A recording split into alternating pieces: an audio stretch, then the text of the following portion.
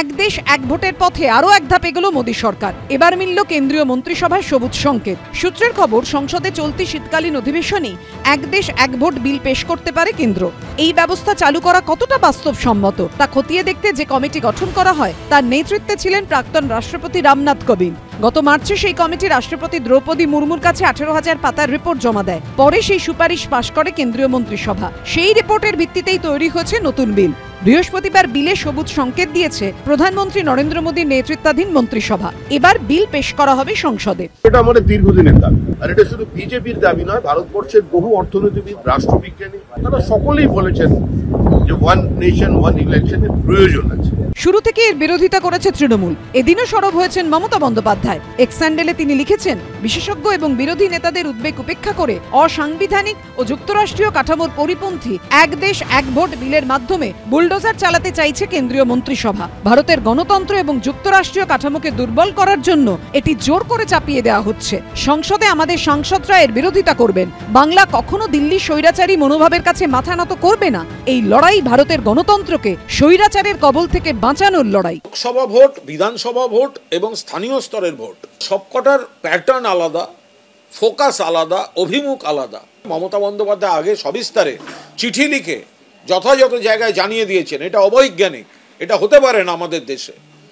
এখন কেন্দ্রীয় সরকার যদি এই ব্যাপারে এগোতে চায় তাহলে তৃণমূল কংগ্রেস নেতৃত্ব এবং দেশের অন্যান্য নেতৃত্ব যারা আছেন তারা নিশ্চয়ই সিদ্ধান্ত নেবেন। পুরো 5 বছরের একটা সরকারে প্রত্যেক বছরেই প্রত্যেকটা কিছু মাস যেতে না যেতেই কোনো না কোনো রাজ্যে ভোট থাকছে, সেখানে মানুষের সময় যাচ্ছে। সেক্ষেত্রে যদি এক দেশ এক ভোট একটা বিরাট বড় সিদ্ধান্ত, আমার মনে হয় প্রত্যেকটা মানুষ 140 কোটি মানুষ যারা রয়েছেন এবং তাদের যারা জনপ্রতিনিধি রয়েছেন তারা বুঝতে পারবে যে এটা কত ভালো সিদ্ধান্ত। এবং আমরা চাই যে এই ঐতিহাসিক সিদ্ধান্ত যেন আমাদের এই নরেন্দ্র মোদীর সরকার যেন এটাকে পাশ করাতে পারে। 1951-52 সালে ভারতে একই সঙ্গে লোকসভা ও বিধানসভা নির্বাচন শুরু হয়। 1967 সাল পর্যন্ত তা চলে। তারপর কিছু বিধানসভা ভেঙে যাওয়ায় আলাদাভাবে ভোট হতে থাকে। ইন্দিরা গান্ধীর জমানায় 1983 সালে এক দেশ এক ভোট ফিরিয়ে আনার প্রস্তাব আসে।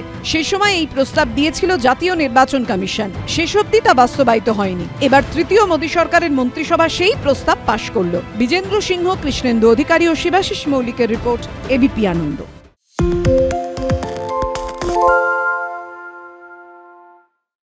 সত্য অন্তহীন, সত্যের খোঁজও তাই। সত্য সন্ধানে তাই আমরা অক্লান্ত, অকুতভয়। এবিপি আনন্দ নতুন ভাবনার প্রতীক, যা মনে মুক্ত, তথ্যে যুক্ত এবং যাবতীয় সীমানার বাঁধন থেকে মুক্ত। সীমা না শব্দটির মধ্যে লুকিয়ে আছে মানা শব্দটি, যেন চোখ রাঙানি এক অদৃশ্য বেড়াজাল, যা আটকে রাখে আমাদের এক ছোট্ট গণ্ডির মধ্যে।